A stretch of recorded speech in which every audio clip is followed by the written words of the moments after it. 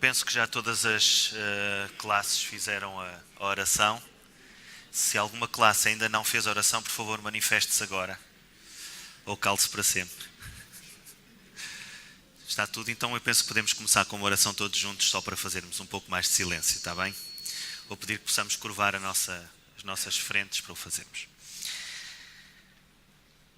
Querido e amado Pai que está no alto dos céus, agradecemos-te, Senhor, pelo facto de aqui estarmos esta manhã, pelo dom da vida, da saúde e da vontade de nos deslocarmos à Tua Igreja para Te louvarmos, Senhor. E este é o momento em que recapitulamos juntos a lição que nos deste a estudar durante esta semana. Pedimos a Tua bênção para aquilo que pensarmos, para aquilo que dissermos e que nos ajudes, acima de tudo, a chegar a conclusões que nos possam edificar, que nós possamos colocar em prática na nossa vida diária, nas nossas decisões. E dessa forma nos aperfeiçoarmos à Tua imagem e, acima de tudo, ao potencial que Tu vês em nós. Em nome de Jesus te pedimos e agradecemos. Amém. Nós temos uma... Estão-me a ouvir bem? Eu não tenho noção. Estão-me a ouvir... Está bom o som? Tá? Nós temos uma lição extraordinária. Nós temos tido um trimensário à semelhança dos outros todos, muito bom, pela graça de Deus. E eu lembrei-me de introduzir esta lição, de partilhar convosco algumas ideias, porque eu acho que há, quer na nossa vida comunitária como igreja, quer na nossa vida individual, aquela frasezinha da irmã White que diz que nós não temos nada a recear quanto ao futuro, a não ser que nos esqueçamos do caminho pelo qual Deus nos tem conduzido e do nosso ensino na história passada. Essa citação da irmã White aplica-se muito àquilo que é a lição que nós temos para estudar esta semana. De facto, também nas questões de mordomia, e principalmente nas questões de fidelidade ao dízimo, a experiência conta muito. Quer como igreja, quer individualmente. A prova de fidelidade que ao longo do tempo nós vamos tendo com Deus, conta muito para nos dar a garantia de que Ele está sempre connosco. E eu gostava precisamente de começar por trocar impressões convosco com 3 episódios e 3 textos bíblicos muito simples, que me lembrei ao preparar a lição para estar aqui convosco, antes de introduzir até a lição propriamente dita. E vocês encontrarão, se quiserem ler os episódios propriamente ditos também, encontrarão estas histórias neste livrinho do pastor George Knight, das Meditações Matinais de 2012, que eu tenho a certeza que muitos de vós acompanharam a leitura, nos dias 23, 24 e 25 de maio. O pastor George Knight levou-nos desde os primórdios da vida de William Miller até à Igreja na atualidade, no ano 2012, a conhecermos a história da nossa Igreja. E no dia 23 a 25 de maio, ele explica-nos, através de 3 textos bíblicos e de 3 pessoas, basicamente, explica-nos como é que nós chegamos a ter a estrutura que nós temos como Igreja hoje, a partir do plano de Deus para a mordomia da sua Igreja. E é curioso, porque eu lembrei-me principalmente disto por causa de uma conversa que tive há algum tempo atrás com uma pessoa numa denominação cristã diferente da nossa, uma denominação evangélica, em que ele se interrogava como é que era possível que, sendo os adventistas do 7º dia, em Portugal, mas também no mundo inteiro, uma minoria muito significativa, acabam por ter a capacidade de ter um número de igrejas relativamente maior do que aquilo seria expectável com o número de membros que têm, uma estrutura educacional, uma estrutura de publicações, uma estrutura de saúde, e eu acabei de citar os 4 pilares da nossa igreja. Missão, saúde, educação e publicações. São os 4 pilares da nossa igreja. Como é que é possível que isso aconteça? Como é que nós tenhamos, com 8.000 ou 9.000, não interessa, adventistas em Portugal, por exemplo, 116 grupos e igrejas? E então eu expliquei-lhe que a Igreja Adventista tem 2 coisas que normalmente as outras denominações cristãs não têm, que permitem que nós tenhamos essa estrutura una, digamos assim. A primeira é que nós temos uma hierarquia de igreja, não somos igrejas congregacionalistas. Nós acreditamos que, existindo uma igreja mundial e sendo ela uma igreja especial para o fim do tempo, para o fim dos tempos, aos olhos de Deus, essa igreja tem uma hierarquia, e essa hierarquia é uma hierarquia representativa, na qual eu pessoalmente tenho, desculpem lá isto que eu vou dizer, um orgulho muito grande. O facto de cada membro de igreja, na sua igreja local, ser responsável por eleger até o Presidente da Conferência Geral. Esta é uma coisa que as outras denominações normalmente não têm.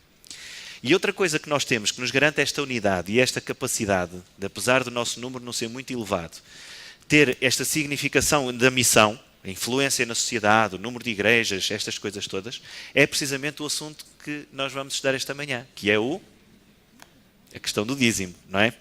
E então vamos ver como é que chegamos aqui como igreja. Mais ou menos nos anos 50 do século XIX, a igreja estava-se a debater com um pequenino problema. Aliás, eu vou corrigir. Os membros que saíram do desapontamento de 1844, que ainda não formavam uma igreja organizada, que só nasceu em 1863, debatiam-se com um problema.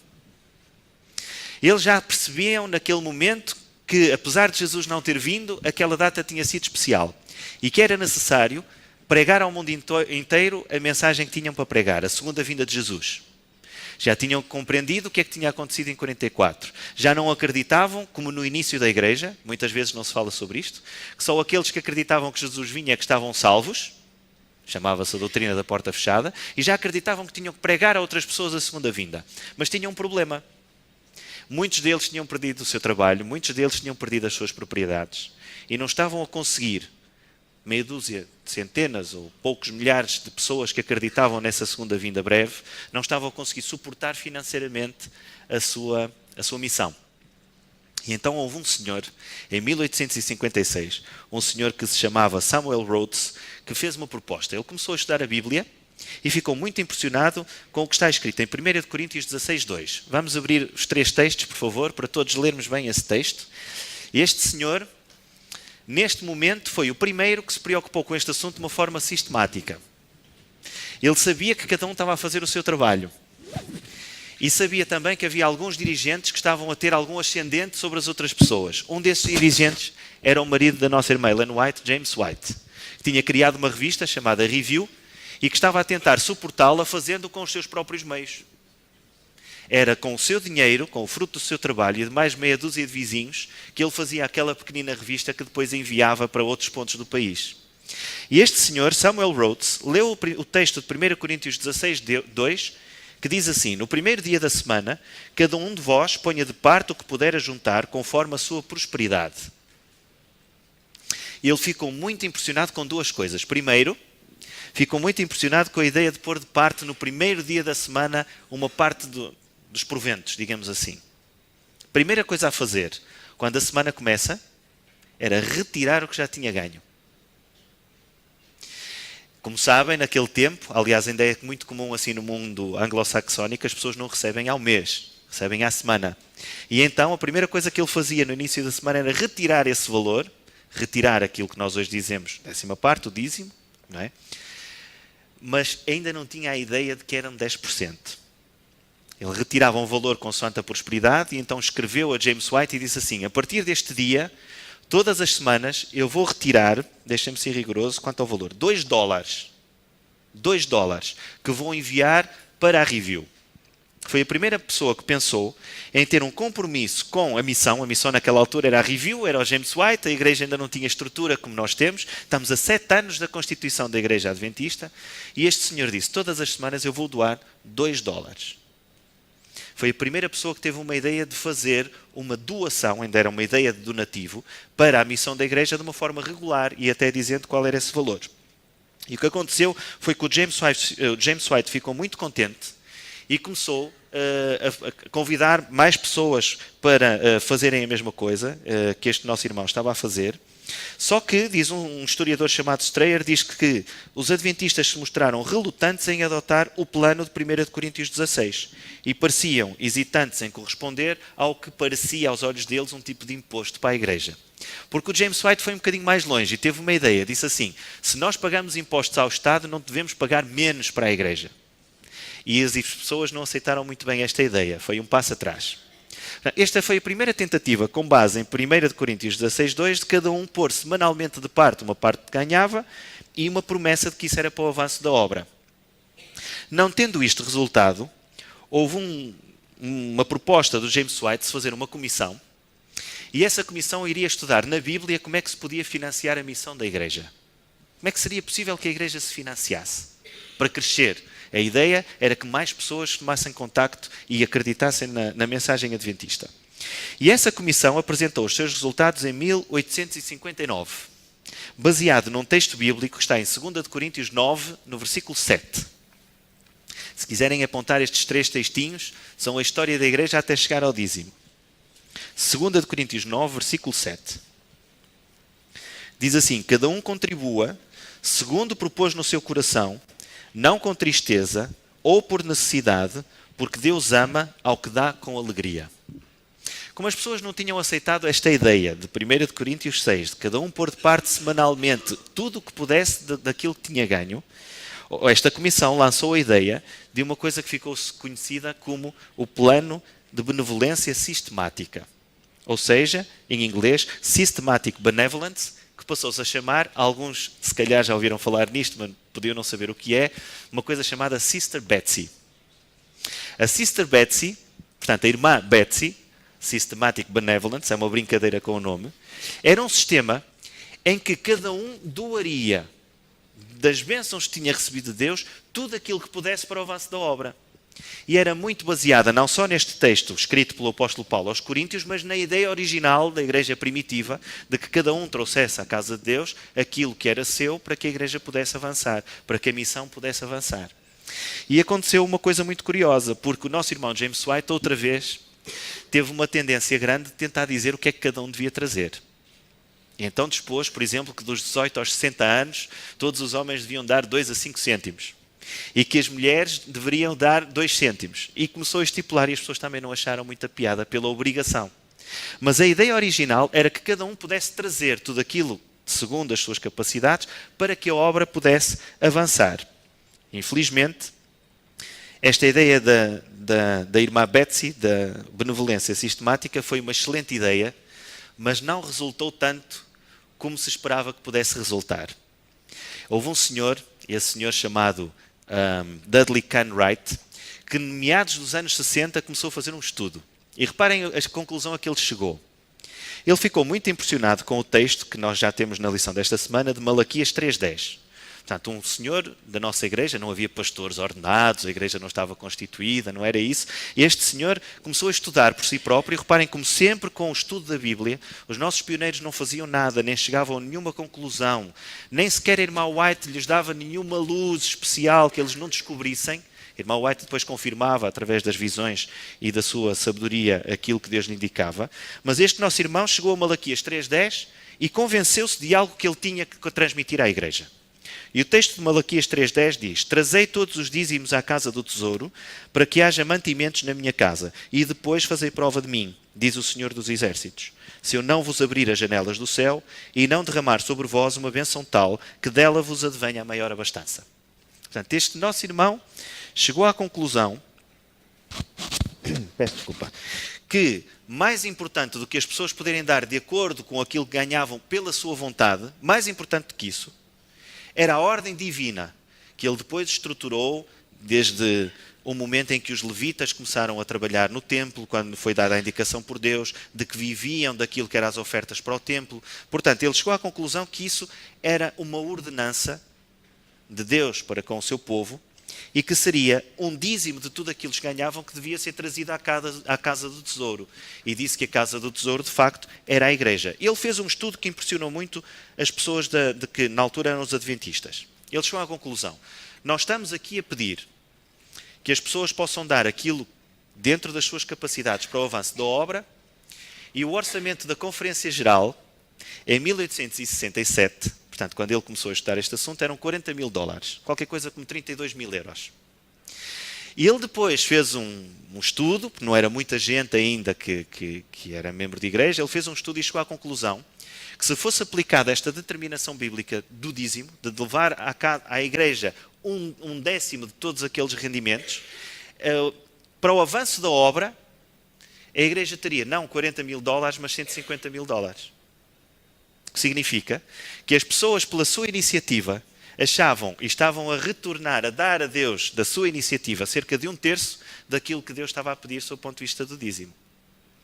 Este nosso irmão montou um estudo em que realmente diz o quanto a Bíblia defende esta questão de que possa ser devolvida a Deus um décimo daquilo que Deus nos dá, e a igreja acaba por votar como o seu princípio do dízimo em 1876. E foi nesta altura que o dízimo bíblico começou a ser guardado dentro da nossa igreja. Escusado será dizer que até 1867 e este é o ponto fundamental de como nós devemos entender esta história do avanço da Igreja, a Igreja tinha crescido muito pouco para algumas zonas limítrofes das igrejas onde tinham, para aquilo que era, portanto, o sul dos Estados Unidos, as áreas que não estavam ainda, que não conheciam a mensagem adventista, e é precisamente a partir de 1876, e quando a Igreja vota na Conferência Geral o dízimo bíblico como a forma correta para sustentar o crescimento da missão, que começa a enviar os seus missionários, em primeiro lugar para a Europa, através do nosso irmão John Andrews, em segundo lugar para outras partes do mundo, para a América do Sul, no final do século XIX, para a Austrália, através até incluindo a nossa irmã White, que esteve na Austrália, depois começou a crescer para o Pacífico Sul, e depois para as zonas da Ásia menos penetradas, ou seja, é esta visão da Igreja, relativamente ao que é o dízimo bíblico, que permite que a missão possa ser cumprida. E é por essa razão, ainda hoje, que nós vemos uma igreja com cerca de 150 anos, como a nossa, 160 anos, a conseguir ter, com 20 milhões de membros, muito menos do que outras denominações, uma estrutura como nós temos, com tantas igrejas, com tantos colportores, com casas publicadoras, com instituições de saúde, com escolas, todas elas a cumprir a missão, não só de trazer pessoas, mas de demonstrar qual é que é a teologia e a prática e o estilo de vida adventista em cada uma dos teus ramos, digamos assim. É por isso que me impressionou bastante esta lição, e tenho a certeza que a vós também, sobre qual é o impacto de dizimar. Porque a lição fala-nos, obviamente, naquilo que é a nossa, tal como as lições anteriores sobre mordomia, naquilo que é a nossa vida de cada um, a nossa vida individual, no relacionamento que nós temos com Deus. Mas o primeiro impacto, de facto, que como observadores, se não fôssemos membros de igreja, nós veríamos, é que a Bíblia nos deixou pistas de como é possível que Deus tenha encontrado uma forma de sustentar a sua obra no final dos tempos. A Igreja Adventista do Sétimo Dia, acreditamos nós que é a Igreja remanescente. E tendo seguido um princípio bíblico, conseguiu chegar a um ponto de influência na sociedade e nas pessoas à nossa volta que não chegaria com o número de membros que tinha e que tem, não tivesse sido esta mensagem divina. Então o primeiro impacto de dizimar é que muito provavelmente nós não teríamos a igreja que temos hoje se não fosse pela fidelidade que a igreja tem e que os membros têm relativamente à questão do dízimo. Esse é o primeiro impacto. É isso que nos diz a lição de domingo, se nós formos ler, que todos juntos nós financiamos a missão. De facto, o financiamento da missão é um aspecto que é importante, não teríamos igreja sem ele, e todos juntos nós fazemos-lo com um espírito extraordinário, que é o de que estamos, antes de mais, não só a financiá-la, mas a beneficiar a quem? Já vamos chegar lá, não é? Já vamos ver quem é que é o primeiro beneficiado com o plano que Deus nos pede para cumprir. Antes disso, vamos então novamente a Malaquias 3.10, que é, se calhar, embora não seja o verso áureo, é o texto principal desta lição, que diz assim: trazei todos os dízimos à casa do tesouro, para que haja mantimento na minha casa, e depois fazei prova de mim, diz o Senhor dos Exércitos, se eu não vos abrir as janelas do céu e não derramar sobre vós uma bênção tal, que dela vos advenha a maior abastança. De facto, nós vemos aqui o mandamento, uma ordenança, tem um verbo no imperativo, que é o trazei, portanto não estamos aqui a falar de algo que nos é opcional, e aquilo que nos é dado a Deus dizer é que este versículo contém em si próprio uma aliança. E eu penso que mesmo assim nesta lição, eu não ia dizer isto cá em cima, mas disse lá em baixo e acho que produziu um efeito que eu espero também ver produzido cá em cima. Mesmo assim, há uma passagem nesta lição que nos diz que Deus nos pede aquilo que é por direito seu, que nós devolvamos a Deus o que lhe pertence. E mesmo este pensamento, embora seja verdadeiro, é um pensamento que nos leva numa orientação que se calhar nos dá a ideia de que as outras 9 partes são nossas. E de facto, quando nós dizemos nós devolvemos a Deus a sua parte, estamos a ter uma posição de posse das outras 9 partes. Já pensaram sobre este assunto? Quando eu vou devolver o dízimo, como só o dízimo é que fosse de Deus. E a maneira como nós vemos a Bíblia a falar relativamente às questões de mordomia, que nós temos estudado durante todas estas semanas, é que de facto essa parte não nos pertence ficar com ela, as outras 9, nós não temos o direito de ficar com elas, mas é-nos permitido ficar, mas tudo isso pertence a Deus. E se calhar o raciocínio que nós deveríamos ter não é pensar, eu vou devolver a Deus a sua parte, mas é pensar, eu não vou ficar com a parte que Deus pede, mas as outras 9 partes também não me pertencem. No dia em que nós conseguirmos raciocinar desta maneira, nós conseguimos fazer 2 coisas, que a lição fala muito bem. A primeira coisa é colocar Deus no seu lugar e colocar-nos a nós no nosso lugar. Porque o dízimo é um dos sinais, é um dos símbolos, é uma que Deus dá de que Ele é soberano e que nós somos criaturas. Nós, por nós próprios, não conseguimos, sem a autorização e a permissão de Deus, respirar todas as manhãs, ter saúde para ir trabalhar. Não conseguimos ter o trabalho que nos é permitido fazer, receber o salário que nos é devido no final. Não são coisas que nos pertencem dominar. Nós podemos fazer o melhor possível, mas as circunstâncias nós não podemos dominar. E o soberano do universo, que nos dá o 10, que são os nossos proventos, diz assim, isto é tudo meu, mas disto que é tudo meu, eu dou-te 9 para usufruires e tu devolves-me uma dessa parte para que outros venham a conhecer quem eu sou. E mesmo assim a lição conseguiu dizer, e nós próprios continuamos a pensar, vamos devolver a Deus o que lhe pertence, como se as outras 9 partes nos pertencessem por direito. Elas não nos pertencem por direito, é a diferença entre um direito e um privilégio. Nós recebemos as 9 partes por privilégio de Deus para nosso usufruto. É como se fosse uma prenda. Tudo é dele. E essa parte nós temos que lhe devolver. Alguém está com o microfone? Está ali o Micael. O Tony tinha pedido para falar. Era para dizer o seguinte. Antes da devolução do dízimo, se formos aqui ler 1 de Pedro 3, 9, diz que para isto nós fomos chamados. E acrescenta, a fim de receberes a bênção por herança. Nós temos que, primeiro, ter a tal confiança, lealdade, fidelidade com Deus, para depois executarmos aquilo que Ele nos pede. Portanto, antes de devolvermos o dízimo que a Deus pertence, tem que haver primeiro realmente uma lealdade, uma confiança realmente em Deus, uma fé em Deus. Porque sem isso não se consegue. Porque se não tivermos essa confiança, dá-nos a ideia de que a devolução do dízimo parece que ficamos a chorar por devolvermos o dízimo realmente que pertence a Deus. E devemos dar com alegria, conforme diz Malaquias 3:10. Esse é o segundo ponto. O primeiro é o reconhecimento da soberania de Deus, de que tudo lhe pertence. Ou seja, devolver a parte que Deus pede que seja devolvida. É um reconhecimento de que tudo é dele. Isso é o primeiro ponto. Não é que as outras 9 sejam nossas, só são porque ele dá. Se não der, também não são. E o segundo ponto é esse, é a questão da fidelidade, que o Tony já fez o favor de dizer, que realmente o principal beneficiário desta aliança de fidelidade que Deus quer ter connosco não é Deus. Ele não necessita que nós possamos devolver aquilo que lhe pertence para cumprir a sua missão. Tudo lhe pertence, poderia cumpri-la de outra forma que idealizasse. Mas o que a Bíblia nos diz é que o primeiro beneficiário nessa fidelidade, pela bênção que recebe, somos nós. E beneficiários em quê? Em primeiro lugar, nós podemos não o reconhecer imediatamente.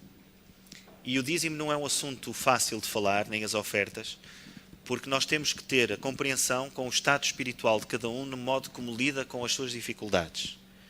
Não quer isto dizer que uma pessoa ou várias pessoas durante a sua vida não tenham tido dúvidas, ou não tenham tido necessidade, ou não tenham tido determinado tipo de tropeços na própria existência que faz com que, por fraqueza ou por determinação, tenha achado que em determinado momento não era capaz de devolver o dízimo ao Senhor. Nós temos de ser cuidadosos a falar sobre isto, sem arrogância, porque de certeza que cada um de nós teve momentos na sua vida em relação a esse ou a outros assuntos em que as coisas não correram segundo o plano de Deus. Mas tendo tido isto, o que é certo é que, tendo dito isto, a Bíblia diz aquilo que diz, e nós não podemos fugir a esse assunto.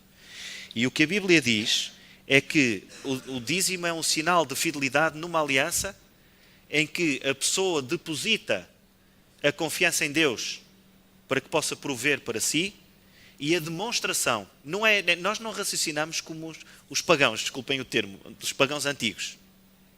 Aliás, não são só os pagãos antigos. No outro dia, numa reunião de diálogo interreligioso, houve alguém que disse algo de extraordinário, em que dizia assim: na minha religião, não vou dizer qual obviamente, na minha religião nós não precisamos de fé. Nós fazemos determinado tipo de coisas para que as entidades sobrenaturais nos façam as delas. E ao fazê-las, nós sabemos que elas têm que cumprir. Deus não é assim. Isto é paganismo puro. Nós não devolvemos a 10ª parte a Deus para que Ele nos abençoe. Não é assim. Não é assim. Nós devolvemos a 10ª parte a Deus porque sabemos que Ele já nos abençoou. O Estado tem uma coisa que se chama o pagamento especial por conta, em que toda a gente se riu, há aqui alguns que pagam, em que de facto nós vemos que quando fazemos isso, estamos a antecipar coisas que ainda não vendemos e que ainda não sabemos se vamos vender e que depois o Estado acaba por retornar. Não é verdade, Carlos? Estás a dizer que sim com a cabeça, porque sabes que isto é verdade. Não sabemos se aquilo vai acontecer e o Estado depois é que corrige para mais ou para menos. Não é assim. Não é assim. O dízimo não é um imposto. É uma demonstração de cada um de que, ao devolver a Deus a parte que Ele pediu, não é só que lhe pertence, é que lhe pertence e que Ele pediu, porque Ele não pediu as outras 9. Nós estamos a demonstrar que já fomos abençoados. Ninguém dá um dízimo por antecipação, meus queridos irmãos. Ninguém devolve o dízimo, desculpem o dá. Ninguém devolve o dízimo por antecipação. Nós não podemos comprar Deus. A única coisa que fazemos é demonstrar de facto a Deus que reconhecemos a bênção que Ele já nos deu. E é isso que diz Jeremias no capítulo 17, versículo 7, que está na lição de segunda-feira.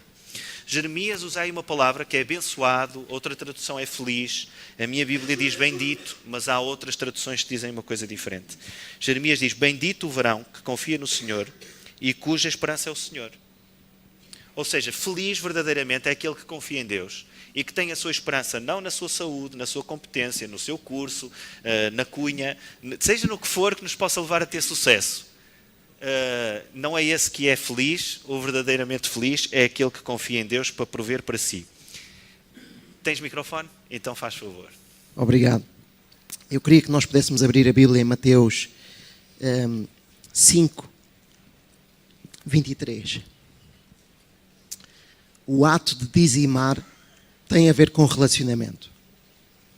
E é interessante este versículo, estes 2 versículos que nós vamos ler, o que nos demonstram sobre o relacionamento e a importância do relacionamento. E diz assim, Mateus 5, 23. Se, pois, ao trazeres ao altar a tua oferta, ali te lembrares que o teu irmão tem alguma coisa contra ti, deixa perante o altar a tua oferta, vai primeiro reconciliar-te com o teu irmão e então, voltando, faz a tua oferta.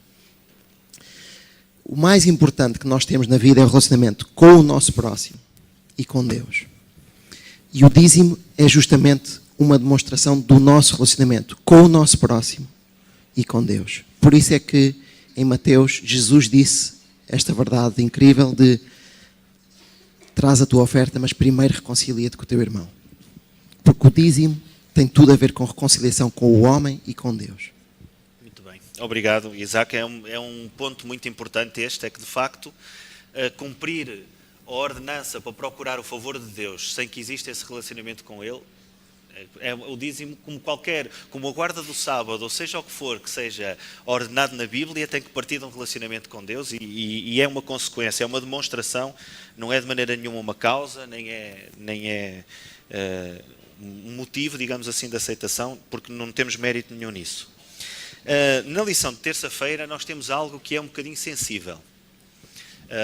O assunto do dízimo é todo ele sensível, porque infelizmente nós vivemos numa sociedade em que somos mais sensíveis a uns determinados assuntos do que a outros, não é? E o assunto do dinheiro, até porque o dinheiro é uma daquelas coisas em que nós não nos devemos meter na vida uns dos outros, é também um assunto de consciência. Mas a Bíblia tem determinadas indicações sobre as quais numa igreja não se pode deixar de falar. E a lição de terça-feira fala sobre qual é o objetivo, para que é que o dízimo deve ser usado. Eu devo-vos dizer uma coisa, eu tenho sempre este problema e peço-vos sinceramente desculpa por isso. Não é um defeito já é mesmo feitio. Que é o facto de olhar sempre para a igreja como uma instituição. Isto são muitos anos a servir a igreja, até no departamento, externamente, e muitas vezes observo a igreja como um observador e esqueço-me das partes mais individuais, digamos assim. E se eu falhar nessa parte individual, peço-vos desculpa que alguém também possa continuar a falar.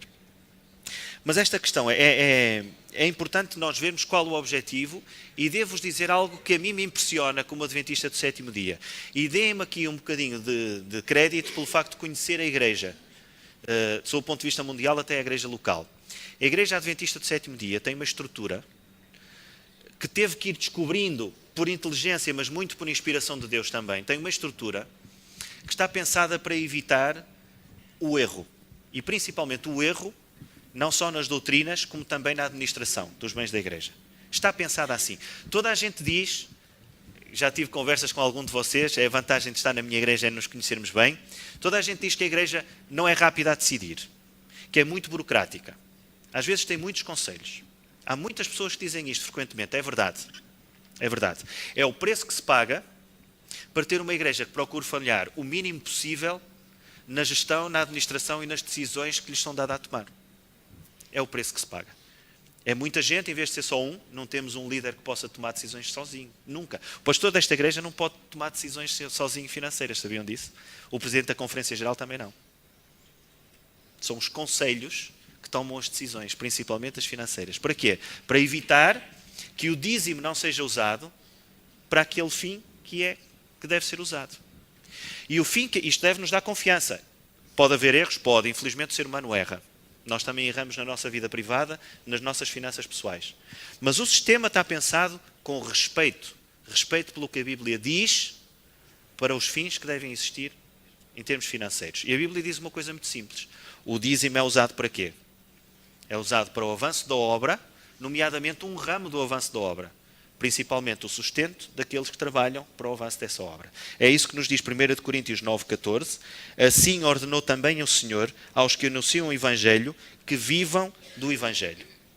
E os irmãos com esta ideia, sem estar aqui a explicar mais, porque não é esse o objetivo, podem compreender muitas vezes porque é que se diz que as ofertas são tão importantes como muitas vezes o dízimo, porque há coisas que uma igreja tem que fazer, uma igreja local tem que fazer, que não pode fazer com dinheiro do dízimo. Só pode fazer com ofertas específicas.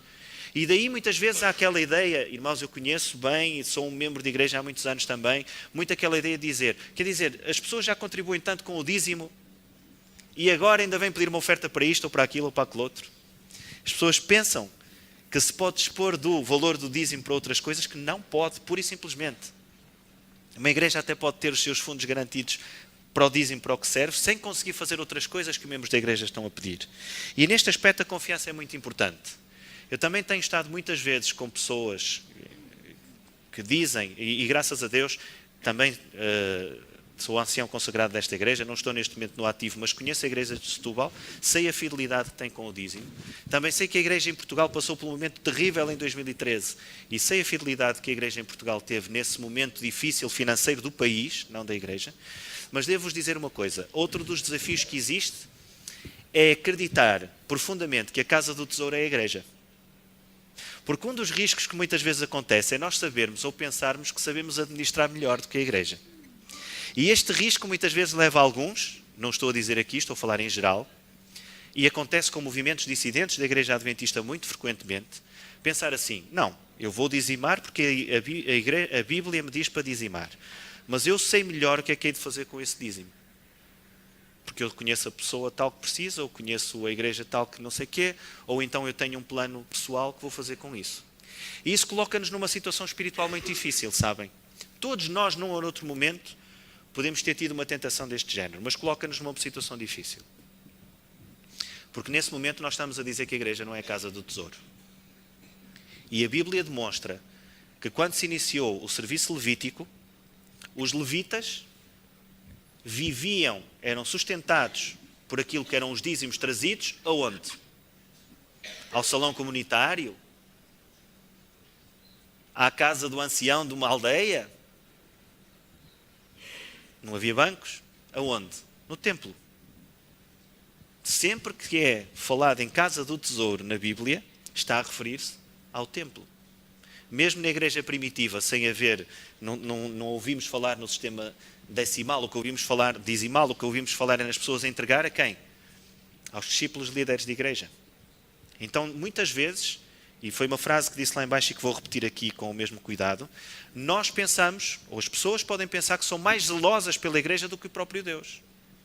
Porque Deus, que é um Deus zeloso, pela sua igreja, a menina dos seus olhos, diz: o dízimo deve ser levado à casa do tesouro. Quem acha que pode fazer melhor do que Deus, está a ser mais zeloso em relação a isso do que o próprio Deus. E nós incorremos num risco espiritual.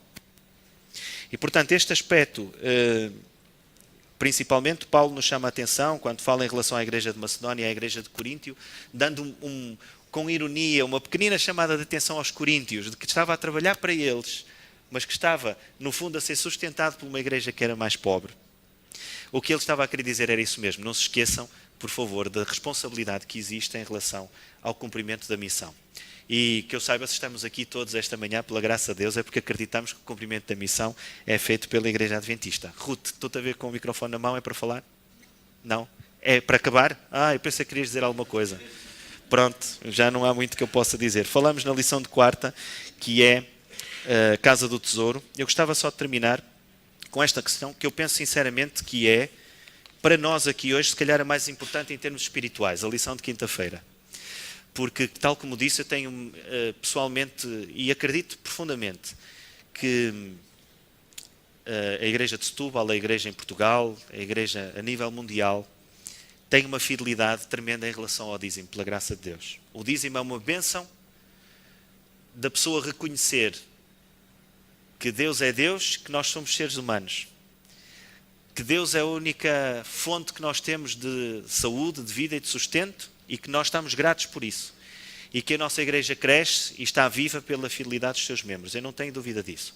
Mas a lição de quinta-feira diz-nos algo que é muito importante. É que nada disso nos recomenda.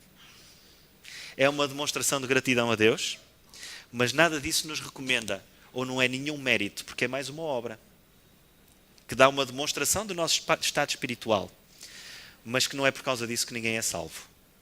E não é por causa disso que nós temos algo de particular que nos recomenda Deus. É mais uma prova de que nós deixamos-nos estar nas mãos de Deus, que acreditamos no amor e no sacrifício de Cristo para nos conduzir até Ele e pela intercessão dEle, e é essa demonstração de gratidão que leva a que nós possamos ser liberais. Devemos é ter esta noção. No século XIX, alguém descobriu que quando foi pedido às pessoas que dessem liberalmente por sua vontade, todas elas juntas deram 1/3 daquilo que Deus lhes pedia para darem.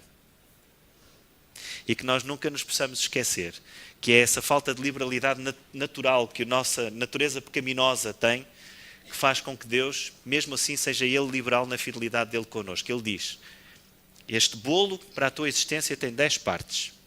Elas são as 10 minhas. Mas mesmo sendo as 10 minhas, eu só peço para ficar com uma, para que outros tenham bênçãos, e tu ficas com as outras 9. Eu pensei que tinha terminado. Não, é rápido, é só.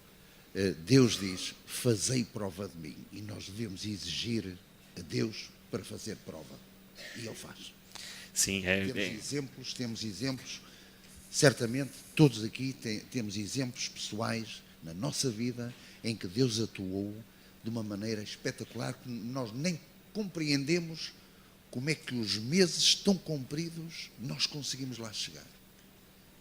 Mas Deus diz: fazei prova de mim. E Deus responde. E é, acima de tudo, com a noção de que Ele é magnânimo também connosco e que nos dá muito mais do que necessitamos. Eu agradeço imenso pela vossa atenção. Peço desculpa por ter demorado um bocadinho mais. Estava à espera que a Ruth terminasse aqui, mas era para terminar.